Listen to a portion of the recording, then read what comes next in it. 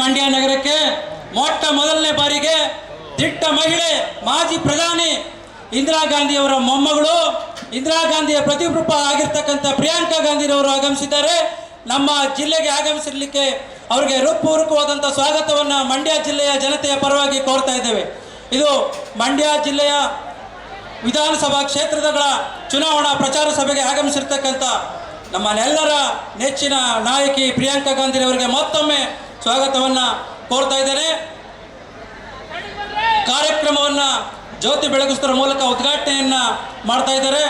ಈ ನಮ್ಮ ಜಿಲ್ಲೆಯ ನಾಯಕರುಗಳು AICCಯ ಪ್ರಧಾನ ಕಾರ್ಯದರ್ಶಿಗಳು ಆಗಿರ್ತಕ್ಕಂಥ ರಣದೀಪ್ ಸಿಂಗ್ ಸುರ್ಜೇವಾಲಾರವರು ಮತ್ತು AICC ಕಾರ್ಯದರ್ಶಿಗಳಾಗಿರ್ತಕ್ಕಂಥ ರೋಜಿ ಜೈನ್ರವರು, ನಮ್ಮ ಜಿಲ್ಲೆಯ ಹೆಮ್ಮೆಯ ನಾಯಕ ಚಲುವರಾಯ ಸ್ವಾಮಿರವರು ಹಾಗೂ ಮತ್ತೊಬ್ಬರು ನಾಯಕರಾಗಿರ್ತಕ್ಕಂಥ PM ನರೇಂದ್ರ ಸ್ವಾಮಿ.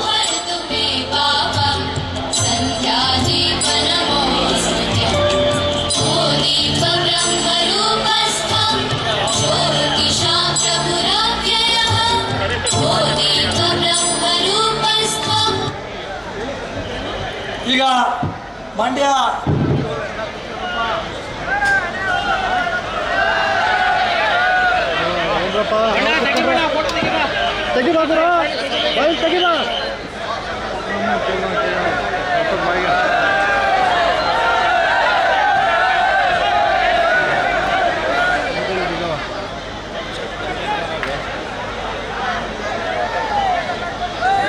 ಮಂಡ್ಯ ಜಿಲ್ಲೆಯ ಪರವಾಗಿ नेता डिसूजा जी, दिव्या जी, आपको देख के बहुत खुशी हुई आज, बहुत दिनों बाद। मधु मडिगौड़ा जी, श्री CD गंगाधर जी, श्री चेल्लूवरे स्वामी जी, नरेंद्र स्वामी जी, श्री रवि गौड़ा जी, रवि कुमार गौड़ा जी, आप सबका इस सभा में बहुत बहुत स्वागत। और कांग्रेस के जितने भी कार्यकर्ता, जितने भी नेता हैं, उनका भी इस सभा में बहुत बहुत स्वागत। मेरी बहनों, मेरे भाइयों, सबसे पहले तो मैं क्षमा मांगती हूँ कि मुझे देर हो गई। आज हमारा हेलीकॉप्टर बेंगलोर से उड़ नहीं पाया, इसलिए गाड़ी से आए और 1 घंटा देरी हो गई, तो इसके लिए बहुत बहुत क्षमा मांगती हूँ। धूप है, आप काफ़ी इंतज़ार कर रहे होंगे। ವೇದಿಕೆ ಮೇಲಿರುವಂಥ ಎಲ್ಲ ಗಣ್ಯರಿಗೂ ಮತ್ತು ಸಭೆಯಲ್ಲಿ ಸೇರಿರುವಂಥ ನನ್ನ ಎಲ್ಲ ಅಕ್ಕ ತಂಗಿಯರು, ಕಾರ್ಯಕರ್ತರಿಗೆ ನಾನು ತಡವಾಗಿ ಬಂದದ್ದಕ್ಕೆ ಕ್ಷಮೆ ಕೇಳ್ತೀನಿ. ಯಾಕೆ ಅಂದರೆ ಹೆಲಿಕಾಪ್ಟ್ರು ಸರಿಯಾಗಿ ಮೇಲೆ ಹಾರಲಿಲ್ಲ, ನಾನು ರೋಡಲ್ಲಿ ಬರಬೇಕಾಯ್ತು. ಅದಕ್ಕೋಸ್ಕರ ನಾನು ನಿಮ್ಮೆಲ್ಲರಲ್ಲೂ ಕ್ಷಮೆ ಕೇಳ್ತೀನಿ. शक्करी नगरा मांड्या में आकर मुझे बहुत बहुत खुशी हो रही है। आपकी धरती को मेरा प्रणाम। ಸಕ್ಕರೆ ನಾಡಿನ ಮಂಡ್ಯಗೆ ಬಂದು ಬಹಳ ಖುಷಿ ಆಯಿತು. ಈ ಮಣ್ಣಿನ ನೆಲಕ್ಕೆ ನನ್ನ ನಮಸ್ಕಾರಗಳು. पूरा देश जानता है कि यहाँ के किसानों की मेहनत से ही कर्नाटका आगे बढ़ा है, और आपकी धरती जिसके प्रति आपकी श्रद्धा है, उसके लिए आप मेहनत से दिन रात एक करते हैं। ಕರ್ನಾಟಕದ ರೈತ ಬಹಳ ಕಷ್ಟಪಡ್ತಾನೆ. ಹಗಲು ರಾತ್ರಿ ಕಷ್ಟಪಟ್ಟಂತ ರೈತನಿಗೆ ಒಳ್ಳೆಯದಾಗಲಿ. देखिए, जब एक प्रदेश बनता है, उसकी पहचान बनती है, तो मुख्य तौर से उसकी पहचान उसकी जनता ही बनाती है। ಈ ದೇಶದ, ಈ ನೆಲದ ಯಾವುದಾದ್ರೂ ಒಂದು ಹಿರಿಮೆ ಇದ್ರೆ ಆ ದೇಶದ ನೆಲದ ಜನರು. आप सब अपनी मेहनत से, जब ईमानदारी से काम करते हैं, तभी आपके प्रदेश की पहचान बन पाती है। ನೀವೆಲ್ಲ ಕಷ್ಟಪಟ್ಟು ಶ್ರಮದಿಂದ ನೀವು ದುಡಿದ್ರೆ ಮಾತ್ರ ಈ ನಾಡನ್ನ ಕಟ್ಟಕ್ಕೆ ಸಾಧ್ಯ. अगर कर्नाटका प्रदेश की आज पूरी दुनिया में पहचान है, तो ये इसलिए कि आप सब ने उसको बनाया है। ಇಡೀ ದೇಶದಲ್ಲಿ ಕರ್ನಾಟಕ ಏನಾದರೂ ಇವತ್ತು ಪ್ರಸಿದ್ಧ ಆಗಿದ್ರೆ ಅದು ನಿಮ್ಮ ಒಂದು ಕೊಡುಗೆ, ನಿಮ್ಮ ಒಂದು ಶ್ರಮ. आपकी एक मजबूत पुरानी संस्कृति, आपकी सभ्यता, जिसे बसवन्ना जी जैसे महात्माओं ने नारायण गुरु जी जैसे महात्माओं ने अपनी शिक्षा से सींचा। आपकी मेहनत, यहाँ के किसान, यहाँ के नौजवान, मेरी बहनें, आप दिन रात मेहनत करती हैं, इसीलिए आज पूरी दुनिया में कर्नाटका पहचाना जाता है। ಕರ್ನಾಟಕದಲ್ಲಿ ಹುಟ್ಟಿದಂತ ಬಸವಣ್ಣನವರು, ನಾರಾಯಣ ಗುರುಗಳ ಒಂದು ಏನು ಸಂಸ್ಕೃತಿ, ನಮ್ಮ ಇಡೀ ಕರ್ನಾಟಕ ಜನದ ಏನು ಆ ಸಂಸ್ಕೃತಿ ಇದೆ, ಇವತ್ತು ಈ ನಾಡಿನ ಹೆಣ್ಣು ಮಕ್ಕಳು, ಯುವಕರು ಪ್ರತಿಯೊಬ್ಬರು ಆ ಸಂಸ್ಕೃತಿಯಿಂದ ನಡ್ಕೊಳ್ತಾರೆ. ಅದರಿಂದ ಕರ್ನಾಟಕ ಇಡೀ ದೇಶದಲ್ಲೇ ಪ್ರಸಿದ್ಧ. तो जब अपना प्रदेश इतना महान है, प्रकृति की सारी देन है, जनता मेहनती है, दिन रात काम करके प्रदेश को बनाती है, बच्चे ज़्यादातर शिक्षित हैं, तो फिर ये परिस्थितियां क्यों हैं कि आज कर्नाटका में जिससे भी मैं बात करती हूँ पता चलता है कि आप परेशान हैं, महंगाई की वजह से त्रस्त हैं, बेरोजगार हैं और मुश्किलों से आपका जीवन भरा है। ನಾನು ಕರ್ನಾಟಕದ ಜನರನ್ನ ನೋಡಿದಾಗ ಕರ್ನಾಟಕದ ಜನರು ಬಹಳ ವಿದ್ಯಾವಂತರು, ಕಷ್ಟಪಟ್ಟು ಮುಂದೆ ಬರುವಂತ ಜನರು. ನಾನು ಎಲ್ಲೋದ್ರೂ ಈಗ ಈ 5 ವರ್ಷಗಳ ಕಾಲ ಎಲ್ಲಿ ನಾನು ಯಾರನ್ನ ಮಾತಾಡಿಸಿದ್ರು ಬಹಳ ಕಷ್ಟ, ಸಂಕಷ್ಟದ ಸಮಯ. ಯಾಕೆ ಈ ತರ ಯಾಕಾಗಿದೆ ಇವಾಗ 5 ವರ್ಷಗಳ ಕೆಳಗಡೆ? देखिए, आपने सुना होगा कि एक नाम है इस सरकार का जो 3.5 सालों से आपके प्रदेश में चल रही है, 40% सरकार। ಕಡೆಯ 3 ವರ್ಷಗಳಿಂದ ಈಗ ಇರುವಂತ ಏನು ಬಿಜೆಪಿ ಸರ್ಕಾರಕ್ಕೆ 40% ಕಮಿಷನ್ ಸರ್ಕಾರ ಅಂತ ಹೇಳ್ತಾ ಇದ್ದಾರೆ. सुना है कि नहीं? ಕೇಳಿದಿರಾ ಇಲ್ವಾ? ನೀವೆಲ್ಲ ಮಾತಾಡಬೇಕು. सुना है? इसका मतलब क्या है? इसका मतलब ये है कि 3.5 सालों से ये सरकार आपको लूट रही है। ಕಳೆದ 3 ವರ್ಷಗಳಿಂದ ಈ ಸರ್ಕಾರ ನಮ್ಮ ಜನರನ್ನ ಲೂಟಿ ಮಾಡ್ತಾ ಇದೆ. ये बनी ही, इसकी शुरुआत ही गलत तरीके से हुई। विधायकों को खरीद के दूसरी सरकार को तोड़ के ये सरकार बनाई गई। ಈ ಸರ್ಕಾರ ಆಯ್ತಲ್ಲ, ನ್ಯಾಯದಿಂದ ಆಗ್ಲಿಲ್ಲ. ಜನರನ್ನ, ಶಾಸಕರನ್ನ ಕೊಂಡ್ಕೊಂಡಿದ್ರು, ಹಣ ಕೊಟ್ಟು ಕಂಡ್ಕೊಂಡು ಈ ತರ ಒಂದು ಕೆಟ್ಟ ಸರ್ಕಾರ ರಚನೆ ಆಯ್ತು. अब जब हम कहते हैं कि एक सरकार आपको लूट रही है, कि 40% सरकार है, इसका मतलब क्या है? ಇವತ್ತು ನಿಮಗೆಲ್ಲ ಗೊತ್ತಿರಲಿ, ಈ ಸರ್ಕಾರ ಲೂಟಿಯ ಸರ್ಕಾರ, 40% ಕಮಿಷನ್ ಸರ್ಕಾರ ಅಂದ್ರೆ ಇದ್ರ ಅರ್ಥ ಏನು? मेरी बहनें यहाँ बैठी हैं, जब हम ऐसा कहते हैं तो आपको क्या लगता है कि इसका क्या मतलब है? आपके जीवन पर कैसे इसका असर पड़ता होगा? ಈ 40% ನ ಲೂಟಿ ಮಾಡ್ತಾ ಇದಾರಲ್ಲ ಜನರಿಂದ ಈ ಸರ್ಕಾರ, ಅದು ನಿಮ್ಮ ಮೇಲೆ ಹೆಂಗೆ ಪರಿಣಾಮ ಬೀರುತ್ತೆ ನಿಮ್ಗೆಲ್ರಿಗೂ ಗೊತ್ತಾ? देखो, सबसे पहले जब सरकार का मकसद लूटना होता है या लालच होता है तो काम कम करती है। ಸರ್ಕಾರ ಬಂದಾಗ್ಲೇ ಅವ್ರ ಉದ್ದೇಶ ಏನು? ಬರೀ ಲೂಟಿ, ದುರಾಸೆ ಆಗಿದ್ರೆ ಸರ್ಕಾರ ಏನ್ ನಡೆಸ್ತಾರೆ ಇವರು? आपको मालूम है, अगर एक नौजवान काम कर रहा है, उसकी अच्छी नौकरी है, लेकिन कहीं से उसको आदत पड़ जाती है चोरी करने की, और चोरी से बहुत पैसा अचानक उसका बन जाता है, तो नौकरी से उसका ध्यान हटने लगता है। उसको लगता है कि चोरी से आसानी से इतना सारा पैसा बन रहा है तो चोरी ही कर लेता हूँ। ಒಬ್ಬ ಯುವಕ ಇರ್ತಾನೆ, ಕೆಲಸ ಮಾಡ್ತಾ ಇರ್ತಾನೆ, ಸಂಬಳ ಬರ್ತಾ ಇರುತ್ತೆ, ಆದ್ರೆ ಅವನಿಗೆ ಇನ್ನೊಂದು ಮಂಚದ ಕೆಳಗೆ ಲಂಚ ತಗೊಳ್ಳೋದು ಏನಾದ್ರೂ ದಾರಿ ಸಿಕ್ಕಿದ್ರೆ ಅವನೇನ್ ಮಾಡ್ತಾನೆ? ಆ ಕೆಲಸ ಬಿಟ್ಟು ಲೂಟಿ ಮಾಡ್ಕೊಂಡೇ ದುಡ್ಡು ಸಂಪಾದನೆ ಮಾಡ್ತಾನೆ. तो सरकारें भी ऐसे ही हैं। जब सरकार में मंत्री और पदाधिकारी जो हैं, उनको लगता है कि लूट और लालच से बहुत पैसे बन जाएंगे, बहुत शोहरत हो जाएगी, बहुत सत्ता मिल जाएगी, तो वो उसी चीज पे ध्यान रखते हैं। और जो उनका असली काम है, जनता के लिए काम करना, आप सबके लिए विकास करना, वो कम करते हैं। ಇವತ್ತು ಸರ್ಕಾರನೂ ಹಂಗೆ ಆಗಿದೆ, ಜನರನ್ನ ಲೂಟಿ ಮಾಡೋದು.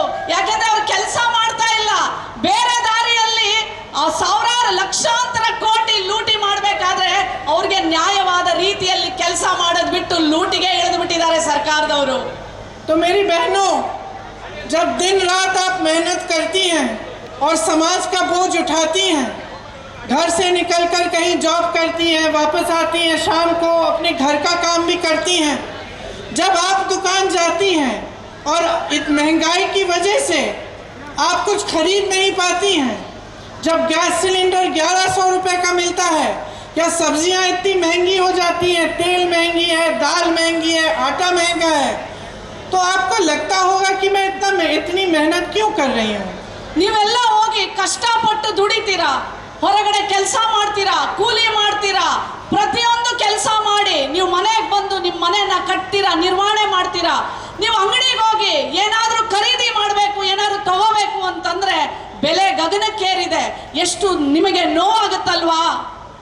लेकिन फिर भी आप आगे बढ़ती हैं, मन बनाती हैं, अपने संघर्ष के लिए खूब मेहनत करती हैं, लेकिन फिर भी आपको लगता होगा कि ये सरकार जिसका काम है कि महंगाई घटाए, जिसका काम है कि अगर महंगाई दूसरी परिस्थितियों की वजह से बढ़ रही है तो कम से कम कुछ करके हमें मदद करके, हमारी सहायता करके हमें आगे बढ़ाने की कोशिश करे, तो हमारी सरकार क्यों नहीं कर रही है. ಈ ಸರ್ಕಾರ ನಮ್ಮ ಜನರಿಗೆ ಬೆಲೆ ಏರಿಕೆ ಮಾಡಿ ನಾವು ಏನೇ ಒಂದು ತಗೊಳಕ್ಕೆ ಕಷ್ಟ ಆಗ್ತಾ ಇದೆ, ಆದ್ರೂ ಈ ಸರ್ಕಾರ ಏನೂ ಮಾಡ್ತಾ ಇಲ್ಲ. ನಾವು ಕಷ್ಟ ಪಡ್ತಾನೆ ಇದ್ದೀವಿ, ಬೆಲೆ ಏರಿಕೆ ಆಗ್ತಾನೆ ಇದೆ. ಹಾಗಿದ್ರೆ ನಾವು ಏನ್ ಮಾಡಬೇಕು? इस सरकार ने भाइयों और बहनों, जब मैं कहती हूँ हर स्तर पर लूटा है, तो आप देखिए कि जब नौजवान भर्ती के इम्तिहान देने जाते हैं तो उनको पता चलता है कि इतनी मेहनत करने के बाद उस इम्तिहान में घोटाला हो गया. PSI स्कैम को देखिए, इतने सारे ऐसे स्कैम हैं. ಪ್ರತಿಯೊಂದರಲ್ಲೂ ಹಗರಣ. ಎಲ್ಲ ನೀವು ಏನೇ ಬೆಳೆದಿದ್ದನ್ನ ನೀವು ಮಾರಕ್ಕೆ ಹೋದ್ರು ಅಲ್ಲೂ ಲೂಟಿ ಮಾಡ್ತಾರೆ. ಪ್ರತಿಯೊಂದರಲ್ಲೂ ಲೂಟಿ ಲೂಟಿ ಲೂಟಿ. कॉन्ट्रैक्टर्स ने आत्महत्या की, चिट्ठी लिखी कॉन्ट्रैक्टर एसोसिएशन ने प्रधानमंत्री जी को, लेकिन प्रधानमंत्री जी ने भी नहीं सुना. ಕಾಂಟ್ರಾಕ್ಟರ್ ಅಸೋಸಿಯೇಷನ್ ಅವರು ಪ್ರಧಾನಮಂತ್ರಿಗೆ ಪತ್ರ ಬರೀತಾರೆ. ಪ್ರತಿಯೊಂದರಲ್ಲೂ ನಾವು ಇವರಿಗೆ ಕಮಿಷನ್ ಕೊಡಬೇಕು, ನಮಗೆ ಕೆಲಸ ಮಾಡಕ್ ಆಗ್ತಾ ಇಲ್ಲ ಅಂತ ಹೇಳಿ ಪ್ರಧಾನಮಂತ್ರಿಗೆ ಪತ್ರ ಬರೀತಾರೆ. ಆದ್ರೆ ಪ್ರಧಾನಮಂತ್ರಿ ಅದಕ್ಕೆ ಉತ್ತರನೇ ಕೊಡೋದಿಲ್ಲ. विधायकों के बेटे के घर में 8 करोड़ रुपए कैश मिले, 8 करोड़ रुपए, लेकिन कोई कार्रवाई नहीं की गई. ಒಬ್ಬ ಶಾಸಕ, ಬಿಜೆಪಿ ಶಾಸಕನ ಮನೆಯಲ್ಲಿ 8 ಕೋಟಿ ರೂಪಾಯಿ ಲೂಟಿ ಮಾಡಿದಂತ ಹಣ ಸಿಗುತ್ತೆ, ಆದ್ರೆ ಅವನ ಮೇಲೆ ಯಾವುದೇ ತರ ತನಿಖೆಯನ್ನ ಮಾಡೋದಿಲ್ಲ. किसान आत्महत्या कर रहे हैं, महंगाई से जूझ रहे हैं, तरस रहे हैं, लेकिन कोई सुनवाई नहीं है इस सरकार में उनकी. ರೈತ ಕಷ್ಟ ಪಡ್ತಾ ಇದ್ದಾನೆ, ನೋವಿನಿಂದ ನರಳ್ತಾ ಇದ್ದಾನೆ ಈ ಬೆಲೆ ಏರಿಕೆಯಿಂದ, ಆದ್ರೂ ಈ ಸರ್ಕಾರ ಏನೂ ಮಾಡಕ್ಕೆ ರೆಡಿ ಇಲ್ಲ. यहाँ पे मेरे बहुत सारे नौजवान भाई बहन होंगे. सरकार में 2.5 लाख पद खाली पड़े हैं, लेकिन आपको नौकरी नहीं दी गई. ಇಲ್ಲಿ ಬದಲಾವಣೆಯ ಗಾಳಿ ಪ್ರಾರಂಭ ಆಗಿದೆ, ಬದಲಾವಣೆ ಬಂದೇ ಬರುತ್ತೆ. आप बदलाव लाएंगे, ನೀವು ಬದಲಾವಣೆ ತರ್ತೀರಾ.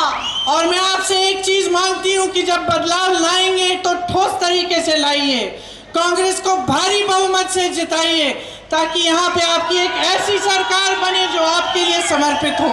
ನೀವು ಬದಲಾವಣೆ ತಂದ್ರೆ ನಾನು ನಿಮ್ಮಲ್ಲಿ ಒಂದು ಮಾತು ಕೇಳ್ತೀನಿ, ನೀವು ಪೂರ್ತಿ ಬಹುಮತ ಕೊಟ್ಟು ನೀವು ಸರ್ಕಾರವನ್ನ ತರಿ. ಆ ತರ ಬದಲಾವಣೆ ನೀವು ತರಬೇಕು. आपके जो मुद्दे हैं वो सबसे महत्वपूर्ण है. ನಿಮ್ಮ ಸಮಸ್ಯೆಗಳೇ ಮೂಲವಾಗಿರಬೇಕು. चाहे कांग्रेस पार्टी के नेता हो, चाहे भाजपा के नेता हो, चाहे अन्य पार्टी के हो, आपकी जिम्मेदारी है कि आप जागरूक बने और आप उनसे जवाब मांगे. ಯಾವುದೇ ನಾಯಕರಾಗಿರ್ಲಿ, ಅದು ಕಾಂಗ್ರೆಸ್ ನಾಯಕರಾಗಿರ್ಲಿ, ಬಿಜೆಪಿ ನಾಯಕರಾಗಿರ್ಲಿ, ಯಾವುದೇ ಪಾರ್ಟಿ ನಾಯಕರಾಗಿರ್ಲಿ, ನಿಮ್ಮ ಸಮಸ್ಯೆಯೇ ಮೊದಲ ಮಂತ್ರ. ನಿಮ್ಮ ಸಮಸ್ಯೆಗಳೇ ಅವರು ಆಲಿಸಬೇಕು, ನಿಮಗೋಸ್ಕರ ಅವರು ಬದಲಾವಣೆಯನ್ನ ತರಬೇಕು. बीजेपी की सरकार ने आपके लिए अगर कुछ नहीं किया है, इनको निकाल दीजिए, बदल डालिए सरकार. ಈ ಬಿಜೆಪಿ ಸರ್ಕಾರ ನಿಮಗೋಸ್ಕರ ಏನು ಮಾಡಿಲ್ಲ, ಬದಲಾವಣೆ ತನ್ನಿ, ಬದಲಾಯಿಸಿ ಸರ್ಕಾರನ. अपने भविष्य को मजबूत बनाइए, कांग्रेस के उम्मीदवारों को जिताइए और आगे बढ़िए। ನಿಮ್ಮ ಭವಿಷ್ಯವನ್ನ ಕಟ್ಟಿ ಕಾಂಗ್ರೆಸ್ ಪಕ್ಷವನ್ನ ತನ್ನಿ ಅಭಿವೃದ್ಧಿಯನ್ನ ತರೋಣ। ये प्रदेश आपका है, इसकी हिफाजत, इसकी सुरक्षा आपके हाथों में है। ये और इसकी सुरक्षा, आपकी सुरक्षा तब आएगी जब आपका पेट भरेगा, आप रोजी रोटी कमा पाएंगे, आप अपने बच्चों के भविष्य को मजबूत बना पाएंगे। ಈ ಮಣ್ಣು ನಿಮ್ದು, ನೀವು ಕಾಪಾಡಬೇಕು। ನೀವು ಯಾವಾಗ ದುಡಿದು ನಿಮ್ಮ ಹೊಟ್ಟೆಯನ್ನ ತುಂಬಿಸ್ಕೊಂಡು ನಿಮ್ಮ ಮಕ್ಕಳ ಭವಿಷ್ಯವನ್ನ ಕಟ್ತೀರಾ, ಅವಾಗ ನಿಜವಾದ ಬದಲಾವಣೆ ಸಾಧ್ಯ। आप सबको बहुत बहुत धन्यवाद कि आपने ध्यान से मेरी बातें सुनी। ನಿಮ್ಮೆಲ್ಲರಿಗೂ ನನ್ನ ಧನ್ಯವಾದ। ನನ್ನ मेरे साथ ಮಾತನ್ನ एक बार कहिए, जय कर्नाटका, जय कर्नाटका, जय कर्नाटका।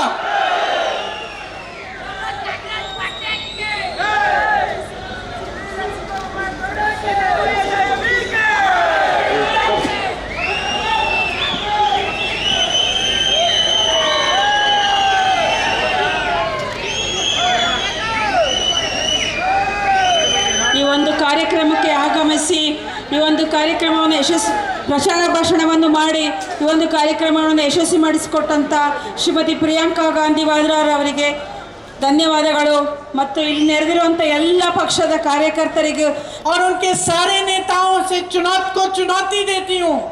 ನಾನು ಬಿಜೆಪಿಯರ ಪ್ರಧಾನಮಂತ್ರಿ, ಮುಖ್ಯಮಂತ್ರಿ, ಮಂತ್ರಿ, ನಾಯಕರಿಗಳಿಗೆಲ್ಲ ನಾನೊಂದು ಚಾಲೆಂಜ್ ಹಾಕ್ತೀನಿ। एक चुनाव किसी भी प्रदेश में, एक चुनाव वो जनता के मुद्दों पर लड़के दिखाएं। ನೋಡೋಣ, ನೀವೇನಾದ್ರೂ ಒಂದೇ ಒಂದು ಚುನಾವಣೆ ಜನರ ಸಮಸ್ಯೆಗೋಸ್ಕರ ನೋಡಿ ಹೋರಾಡೋಣ। एक ऐसा चुनाव लड़ें जिसमें ना वो अतीत की बातें करें, ना वो जनता को लड़ाने की बातें करें, ना वो आतंकवाद की बातें करें, ना वो ऐसी बातें करें जिससे जनता के लिए कोई समस्या नहीं है। जनता की जो समस्याएं हैं वो है महंगाई, गरीबी, बेरोजगारी, हर रोज सुबह उठकर ये न जानना कि अगला दिन कैसे आएगा, ये है समस्याएं। और जो आतंकवाद की समस्या है जिसके बारे में ये बार बार बोल रहे हैं, वो एक बड़ी समस्या है जिसके हल के लिए सब लोग काम करते हैं। लेकिन कर्नाटका के चुनाव में आकर ऐसी बातें उठाने का क्या मतलब है? ನೋಡೋಣ, ನಾನು ಚಾಲೆಂಜ್ ಮಾಡ್ತೀನಿ ಬಿಜೆಪಿ ಅವರಿಗೆ, ನೀವು ಕರ್ನಾಟಕದ ಜನರ ನಿರುದ್ಯೋಗ ಬೆಲೆ ಏರಿಕೆ, ರೈತರ ಸಮಸ್ಯೆಗಳನ್ನ ಇಟ್ಕೊಂಡು ನೋಡೋಣ ನೀವು ಚುನಾವಣೆ ಮಾಡಿ। ಬರೀ ಪಾಕಿಸ್ತಾನ, ಹಿಂದೂಸ್ತಾನ ಅಥವಾ ಆತಂಕ ಟೆರರಿಸ್ಟ್ಗಳು ಈ ತರ ಮಾತುಗಳನ್ನ ಹೇಳಿ ಜನರಿಗೆ ಭಾವನಾತ್ಮಕ ಒಂದು ವಿಷ ಬೀಜವನ್ನ ಬಿತ್ತಿ ನೀವು ಚುನಾವಣೆ ನಡೆಸ್ತೀರಾ। ನೀವು ತಾಕತ್ತಿದ್ರೆ ಸಮಸ್ಯೆಗಳನ್ನ ವಿರುದ್ಧ ನೀವು ಚುನಾವಣೆ ಮಾಡಿ।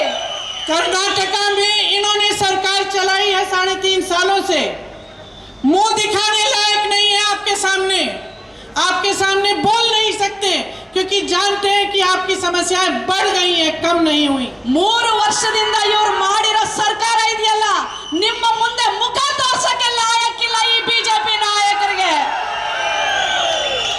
उनसे आप जवाब मांगिए, आप जनता हैं, आप ही में शक्ति है, आप जवाब मांगिए। ನೀವು ಜನರು, ನಿಮಗೆ ಹಕ್ಕಿದೆ। ಈ ಬಿಜೆಪಿ ನಾಯಕರ ಹತ್ರ ಬದಲಾವಣೆಯ ಗಾಳಿ ಪ್ರಾರಂಭ ಆಗಿದೆ, ಬದಲಾವಣೆ ಬಂದೇ ಬರುತ್ತೆ। आप बदलाव लाएंगे ನೀವು ಬದಲಾವಣೆ ತರ್ತೀರಾ। और मैं आपसे एक चीज मांगती हूं कि जब बदलाव लाएंगे तो ठोस तरीके से लाइए, कांग्रेस को भारी बहुमत से जिताइए ताकि यहाँ पे आपकी एक ऐसी सरकार बने जो आपके लिए समर्पित हो। ನೀವು ಬದಲಾವಣೆ ತಂದ್ರೆ ನಾನು ನಿಮ್ಮಲ್ಲಿ ಒಂದು ಮಾತು ಕೇಳ್ತೀನಿ, ನೀವು ಪೂರ್ತಿ ಬಹುಮತ ಕೊಟ್ಟು ನೀವು ಸರ್ಕಾರವನ್ನ ತರಿ, ಆ ತರ ಬದಲಾವಣೆ ನೀವು ತರಬೇಕು। आपके जो मुद्दे हैं वो सबसे महत्वपूर्ण है, ನಿಮ್ಮ ಸಮಸ್ಯೆಗಳೇ ಮೂಲವಾಗಿರಬೇಕು। चाहे कांग्रेस पार्टी के नेता हो, चाहे भाजपा के नेता हो, चाहे अन्य पार्टी के हो। आपकी जिम्मेदारी है कि आप जागरूक बने और आप उनसे जवाब मांगे। ಯಾವುದೇ ನಾಯಕರಾಗಿರ್ಲಿ, ಅದು ಕಾಂಗ್ರೆಸ್ ನಾಯಕರಾಗಿರ್ಲಿ, ಬಿಜೆಪಿ ನಾಯಕರಾಗಿರ್ಲಿ, ಯಾವುದೇ ಪಾರ್ಟಿ ನಾಯಕರಾಗಿರ್ಲಿ, ನಿಮ್ಮ ಸಮಸ್ಯೆಯೇ ಮೊದಲ ಮಂತ್ರ, ನಿಮ್ಮ ಸಮಸ್ಯೆಗಳೇ ಅವರು ಆಲಿಸಬೇಕು। ನಿಮಗೆ अगर कुछ नहीं किया है इनको निकाल दीजिए, बदल डालिए सरकार। ಈ ಬಿಜೆಪಿ ಸರ್ಕಾರ ನಿಮಗೋಸ್ಕರ ಏನೂ ಮಾಡಿಲ್ಲ, ಬದಲಾವಣೆ ತನ್ನಿ, ಬದಲಾಯಿಸಿ ಸರ್ಕಾರನ. अपने भविष्य को मजबूत बनाइए, कांग्रेस के उम्मीदवारों को जिताइए और आगे बढ़िए। ನಿಮ್ಮ ಭವಿಷ್ಯವನ್ನ ಕಟ್ಟಿ ಕಾಂಗ್ರೆಸ್ ಪಕ್ಷವನ್ನ ತನ್ನಿ, ಅಭಿವೃದ್ಧಿಯನ್ನ ತರೋಣ. ये प्रदेश आपका है, इसकी हिफाजत, इसकी सुरक्षा आपके हाथों में है। ये और इसकी सुरक्षा, आपकी सुरक्षा तब आएगी जब आपका पेट भरेगा, आप रोजी रोटी कमा पाएंगे, आप अपने बच्चों के भविष्य को मजबूत बना पाएंगे। ಈ ಮಣ್ಣು ನಿಮ್ದು, ನೀವು ಕಾಪಾಡಬೇಕು. ನೀವು ಯಾವಾಗ ದುಡಿದು ನಿಮ್ಮ ಹೊಟ್ಟೆಯನ್ನ ತುಂಬಿಸ್ಕೊಂಡು ನಿಮ್ಮ ಮಕ್ಕಳ ಭವಿಷ್ಯವನ್ನ ಕಟ್ತೀರಾ, ಅವಾಗ ನಿಜವಾದ ಬದಲಾವಣೆ ಸಾಧ್ಯ. आप सबको बहुत बहुत धन्यवाद कि आपने ध्यान से मेरी बातें सुनी। ನಿಮ್ಮೆಲ್ಲ